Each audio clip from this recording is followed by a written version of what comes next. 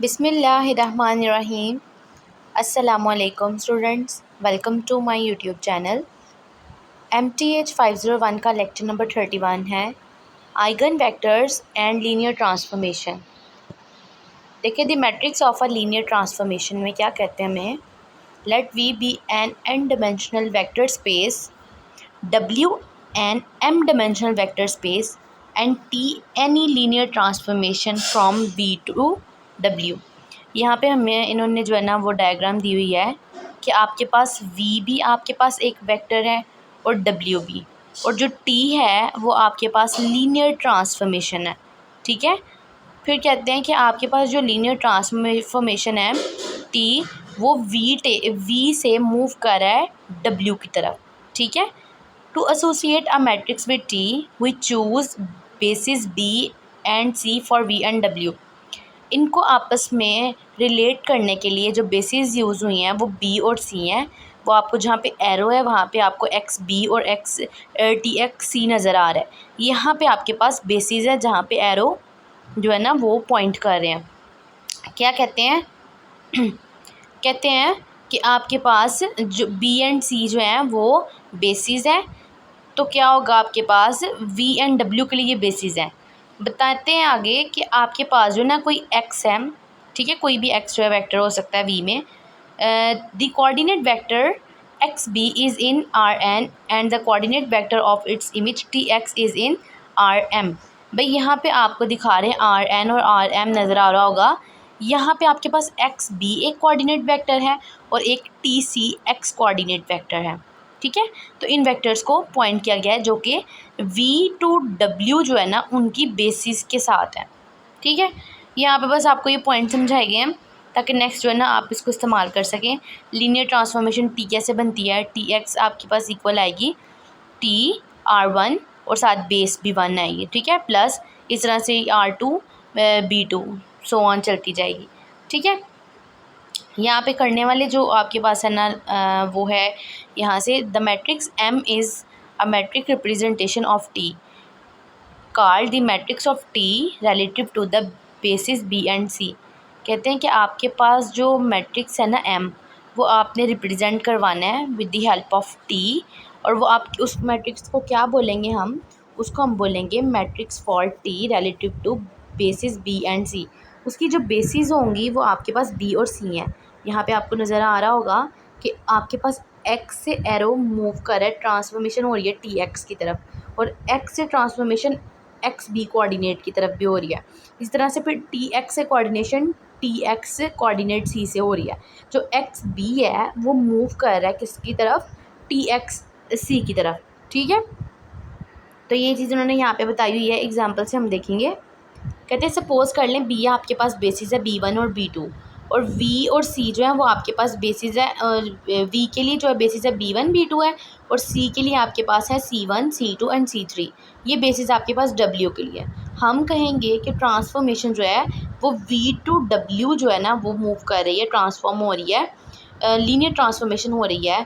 तो क्या प्रॉपर्टी उसको देते हैं, वो आपको TB1 आपके पास इक्वल है 3C1 minus 2C2 plus 5C3, और TB2 आपको दे रहे हैं 4C1 plus 7C2 minus C3।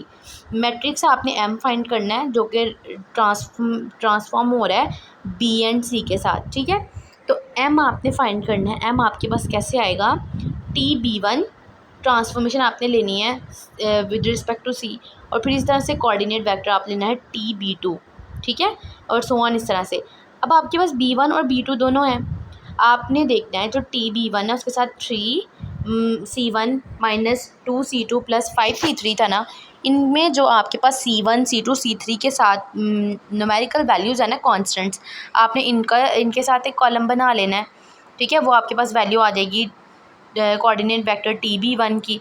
फिर इसी तरह से TB2 में आपके पास 4 7 और -1 है, वो आपने ले लेने हैं, और वहाँ से आपके पास जो है ना वेक्टर बन जाएगा कोऑर्डिनेट वेक्टर TB2। अब इन दोनों को मिला के एक स्क्वायर मैट्रिक्स में लिख लें, दोनों कॉलम को इकट्ठा लिख लें, आपके पास M आ जाएगा। ठीक है, फिर नेक्स्ट है linear transformation V into V, V की V के साथ ही ट्रांसफॉर्मेशन है। तो आप क्या करेंगे, यहाँ पे आपको नज़र आ रहा होगा the matrix B matrix to T V to V जो है सेटिस्फाई कब करेगा, जब टी आपके पास जो है ना कोऑर्डिनेट वेक्टर एक्स जो है ना बेसिस बी के साथ इक्वल आ जाएगा टी बी के साथ अलहदा और एक्स के साथ बेसिस अलहदा। ठीक है, इन दोनों को अलग अलग से जो है ना इनके कॉलम्स मल्टीप्लाई हों तो वो आंसर उसी के इक्वल है जो कि टी एक्स कोऑर्डिनेट बी के है उसके साथ। यहाँ पे आपको एग्जांपल दी हुई है कि आप जो है ना मैपिंग कर रहे हैं, ट्रांसफॉर्मेशन कर रहे हैं P square to P square. तो आपके पास जो टी है उसकी वैल्यू है A not plus A one T plus A two T square. ये किसके इक्वल है, A one plus two A T. आपने क्या करना है, फाइंड करना है बी मैट्रिक्स, पहला वाला जो कंडीशन है, जबकि बी की बेसिस है वन टी और टी स्क्वायर। पहले क्वेश्चन को देख लेते हैं। फाइंड हमने क्या करना है कि आपके पास जो है coordinate vector T B T x B वो इक्वल आएगा टी बी के साथ और एक्स बी के साथ। तो टी की हमारे पास वैल्यू क्या थी, ऊपर देखिए इन्होंने दी हुई है, टी इक्वल है T A not plus A one T plus A two T square, किसके इक्वल है A one plus two A T. यहाँ से आप कंपेयर करें ज़रा दोनों वैल्यूज़ को। टी ए नॉट की वैल्यू एक तरफ तो है, दूसरी साइड पे जो है ए नॉट की वैल्यू कोई नहीं है, तो टी वन आपके पास ज़ीरो आ जाएगा। ठीक है, और यहाँ पे वन क्यों पुट किया भला, यहाँ पे आपको बेसिस नज़र आ रही हैं बी की, वन टी और टी स्क्वायर। क्वेश्चन में देखें वन टी और टी स्क्वायर थी ना, तो आपने टी वन जब फाइंड किया तो उसके इक्वल तो बेसिस ए नॉट की कोई थी नहीं, वो ज़ीरो हो गया। फिर टी आपने टी के साथ फाइंड किया, इक्वल किसके आएगा, देखिए आपके पास ए वन जो है वो इक्वल के दूसरी साइड पर कंपेयर हो रहा है, तो आपके पास टी इक्वल आ जाएगा वन के, और जो ए स्क्वायर है ना T square A two T square वो आपके पास कंपेयर होगा टू ए टू टी के साथ, तो वहाँ से आपके पास टू टी आ जाएगा। ठीक है, मतलब सिंपल कंपेयर किया हुआ है, दोनों जो इक्वल की एक एक तरफ वैल्यूज़ उनको कंपेयर किया हुआ है। ठीक है, तो ये आपके पास फिर क्या होगा, जो आपके पास मैट्रिक्स बनेंगे, फर्स्ट वाला ज़ीरो थे, सेकंड वाले में क्या था, फर्स्ट वाले की वैल्यू बस गिवन थी, वन गिवन था क्योंकि यहाँ पे था वन। ठीक है, ये देखें टी इक्वल्स टू वन था और सेकंड वाले में टी स्क्वायर आपके पास टू टी था, तो इनकी पोजीशंस पे इनकी वैल्यूज़ को फिट किया और फिर इनको मिला के आपने मैट्रिक्स बना लिया, तो ये आपके पास टी बी मैट्रिक्स आ गया। नेक्स्ट जो सवाल था उसमें क्या था, फाइंड आपने करना है, वेरीफाई करना था कि टी पी वेक्टर जो है वो टी बी और पी बी के साथ सेपरेट करें, इनको मल्टीप्लाई प्रोडक्ट लें तो वो इक्वल होता है टी वेक्टर बी के। ठीक है, तो सिंपली क्या करेंगे आप लोग, आपके पास जो है वो टी क्या गिवन था, A not plus A one T plus A two T square, इसको लें, इसमें से आपने ये किसके इक्वल था, A one plus two A T के। ठीक है, टी पी जो था, यहाँ से आप ए वन और टू ए टू को सेपरेट करें, और आपके पास जो है ए थ्री है ही नहीं, ए नॉट भी, उसकी जगह आप ज़ीरो पुट करेंगे। फिर इनको जो है ना लिख के इक्वल किसके करेंगे, आपने जो वैल्यूज़ फाइंड की हैं, आपने रहता टी बी फाइंड किया ना, टी बी क्या फाइंड किया था, ये जो आपको वेक्टर शो हो रहा है तीन एरोज़ के साथ, वो वाला वेक्टर लिखें, और साथ आपने पी का वेक्टर लिखना है जो क्या है, ए नॉट ए वन और ए टू। इनको आप कंपेयर करें, अगर इन दोनों के आंसर सेम आते हैं तो कंडीशन सेटिस्फाई करती है। ठीक है, नेक्स्ट आपको ये चीज़ उन्होंने बताई हुई है इसमें कि टी बी जो है वो आपके पास किसके इक्वल आएगा, पी इनवर्स ए पी के। ठीक है, और पी इनवर्स जो है वो आपके पास जब आप इसको सॉल्व करते हो तो किसके इक्वल आता है, हम क्या फाइंड करते हैं इसे, डी मैट्रिक्स, डायगोनल मैट्रिक्स। तो हम कह सकते हैं कि T B equals to indirectly जो है ना वो डी के इक्वल है। फिर आपको नेक्स्ट जो ने क्वेश्चन दिया हुआ है ये आपने सॉल्व करना है, ए गिवन हो आपको और बेसिस फाइंड करनी हो आपने, तो वो हम कैसे करेंगे डायगोनल मैट्रिक्स के लिए। तो आप देखें कि आपके पास मैट्रिक्स में क्या कहते हैं, since the eigen value of matrix A is 5 and 3, यानी कि अगर हम इसको ए माइनस लैम्डा एक्स से फाइंड करें ना, हमारे पास आइगन वैल्यूज़ 5 और 3 आएंगी, डायरेक्ट किया हुआ इन्होंने। तो कहते हैं कि हमारे पास कोरिस्पॉन्डिंग जो V1 आएगा वो 5 के लिए क्या आएगा, 1 और -1, जबकि 3 के साथ आपके पास 1 और -2 आएगा। इनको आप इन दोनों को जब हम एक ही मैट्रिक्स में लिखते हैं तो वो P बन जाता है हमारे पास, और फिर आपने डायगोनल मैट्रिक्स में वही वाली वैल्यू लेनी होती है जो आइगन वैल्यूज़ आती हैं, 5 और 3 ली, बाकी वैल्यू 0 पुट करनी है, यहाँ से P भी आ जाएगा और D भी आ जाएगा। तो अबव थ्योरम जो D वाला था उसमें क्या बताया हुआ था कि B किसके इक्वल है, बेसिस के। ठीक है, जो आपके पास आती हैं, ये P की वैल्यू आई है, एक 1 और -1 आई थी और दूसरी क्या आई थी 1 और -2, तो ये आपके पास B है। ठीक है, नेक्स्ट आपने इसको भी स्टडी करना है। इसमें यहाँ पे ये आपने याद रखना है, A equals to P C P inverse, यानी कि A अगर आपने फाइंड करना है फैक्टराइजेशन से, तो P जो है P की वैल्यू फाइंड करें, उसका इन्वर्स लें, उसको C के मैट्रिक्स से मल्टीप्लाई करें तो आपके पास आ जाएगा। ठीक है, यहाँ से ये चीज़ इम्पॉर्टेंट थी। फिर नेक्स्ट एग्जांपल 4 दी हुई है, ये मैंने आपको ऊपर करवाई है, सेम उसी मेथड से होनी है। टी वेक्टर पी फाइंड करें, फिर टी बी और P B separate separate find करें, ठीक है, इनको कंपेयर करें तो आपके पास जो है ना आ जाएगा आंसर।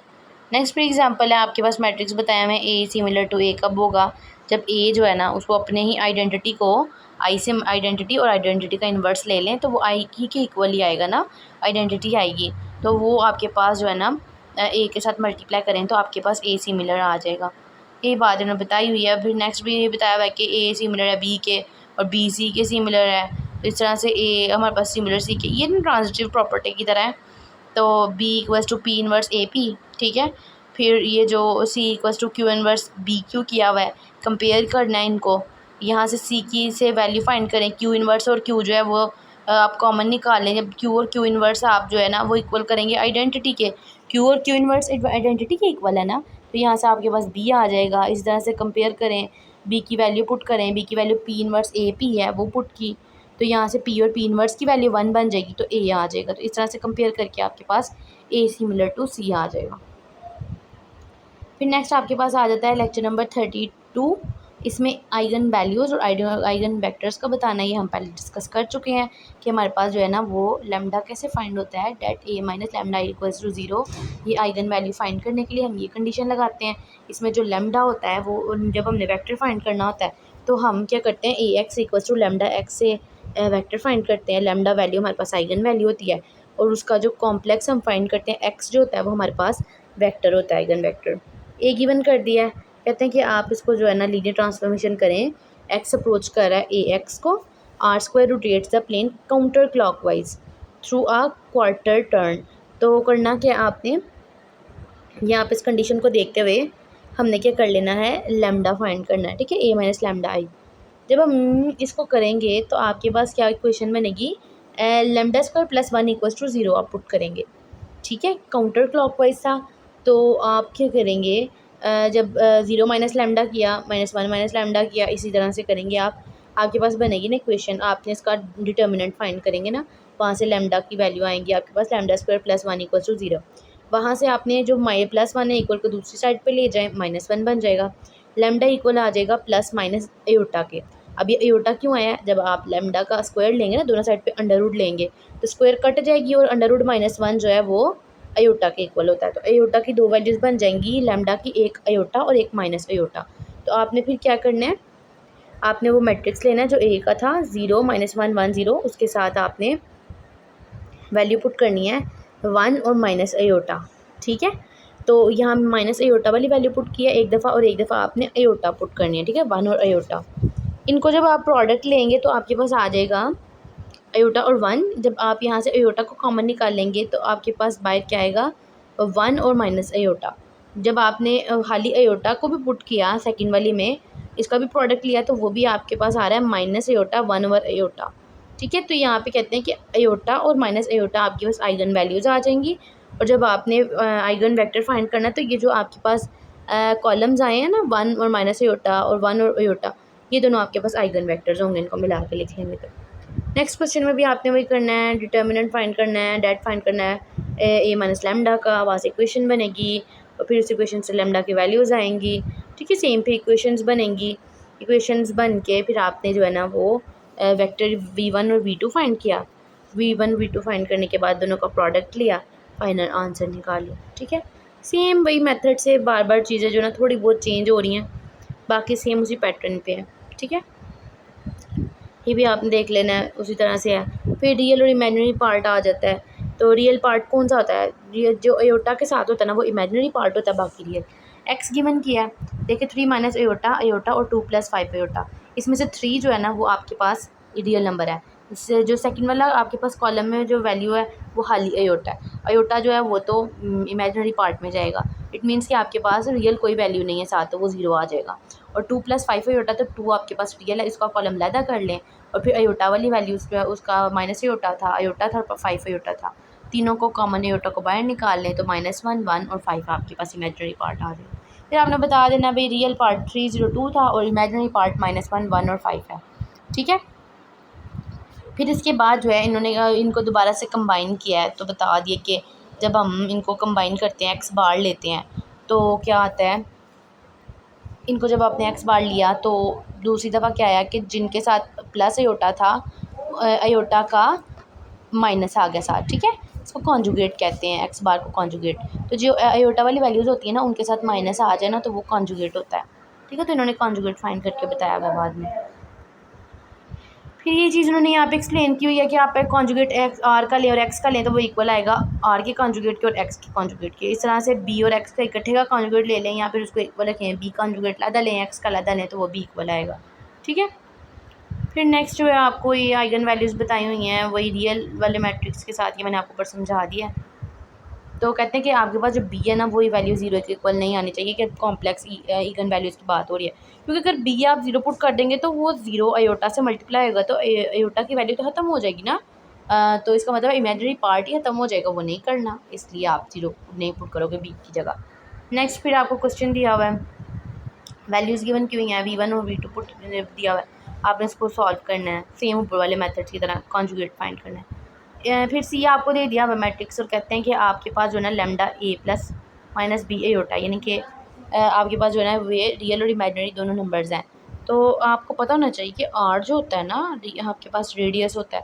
ये जो एग्जांपल दी हुई है ना, इसमें आर आपने फाइंड करना है, तो आर जो है वो रेडियस होता है और वो फाइंड हम कैसे करते हैं, उसके लिए आप अंडर रूट में ए स्क्वायर प्लस बी स्क्वायर के इक्वल होता है, अंडर रूट ए स्क्वायर प्लस बी स्क्वायर के, ठीक है। आर यहाँ पे आपको एग्जांपल से नज़र आ रहा, हॉरिजॉन्टल में ए है और वर्टिकल बी है, इन दोनों का जो डिस्टेंस है वो आपके पास ए बी है, वो आपके पास रेडियस है, तो उसको आप लिखते हो अंडर रूट ए स्क्वायर प्लस बी स्क्वायर, ठीक है। नेक्स्ट पे ये आपका क्वेश्चन सॉल्व किया हुआ इन्होंने आर के साथ, कि आपके पास फर्स्ट इक्वेशन ए आर बन रही है, ए टू आर है, फिर सेकंड जो है बी टू आर है और इसका इन्वर्स माइनस बी आर और ए आर है। आपने आर को कॉमन निकाल लें और बाकी जो है ना cos theta minus sine theta put करें, जो है ना ट्रिग्नोमेट्री यूज़ हुई है यहाँ पे, ठीक है। तो इसको आपने कर लेना है। लेमडा आपके पास जो है ना आर्ग्यूमेंट इन्फिनिटी सॉरी ये फाई कहते हैं, आपके पास जो एंगल फाई है ना वो आर्ग्यूमेंट होता है लेमडा का, क्योंकि ए प्लस बी एटा के इक्वल है, कॉम्प्लेक्स नंबर के इक्वल है। 7 वाला क्वेश्चन है, उसमें भी आपके रियल और इमेजिनरी पार्ट जो है ना वो आपको इन्होंने कहा है कि बताएं, रियल और इमेजिनरी पार्ट गिवन किए हुए हैं और फाइंड आपने क्या करना है, ए भी गिवन कर दिया, लेमडा भी गिवन कर दिया हुआ है, V1 की वैल्यू भी गिवन कर दी हुई है, तो आपने सी फाइंड करना है, तो वो कैसे आएगा पी इनवर्स ए पी से, ठीक है। तो इस सारी वैल्यूज़ को पुट करें और इसका आंसर जो है ना आप वो निकाल लें। फिर लास्ट में भी थ्योरम बताया हुआ है कि आपके पास रियल नंबर हो, 2x2 का मैट्रिक्स हो, उसके साथ कॉम्प्लेक्स नंबर भी गिवन हो, ए लैम्डा इक्वल ए माइनस बी अयोटा के हो, बी की वैल्यू ज़ीरो नहीं होनी चाहिए आपके पास, ताकि आप एसोसिएटेड आइगन वेक्टर्स अगर आपके पास वी है तो सी स्क्वायर आपने फाइंड करना है, तो वो इस तरह से कर सकते हैं कि A equals to P C P inverse है, पी और पी इनवर्स आइडेंटिटी के इक्वल होते हैं, तो आपके पास ए इक्वल्स टू सी आ जाएगा। सी की वैल्यूज़ भी गिवन की हुई हैं और पी की भी बताई हुई हैं, पी में रियल वाला पार्ट भी आ रहा है और इमेजिनरी भी आ रहा है, तो आपने इसको जो है ना ये वाले थ्योरम को देख लेना है। ये था आपका आज का लेक्चर नंबर 31 और 32। इसमें जो इंपॉर्टेंट चीज़ें थी वो मैंने आपको जो है ना समझा दी, आप इनको हाईलाइट करें और इनको फोकस करें। मिलते हैं अपने नेक्स्ट लेक्चर में। अल्लाह हाफिज़।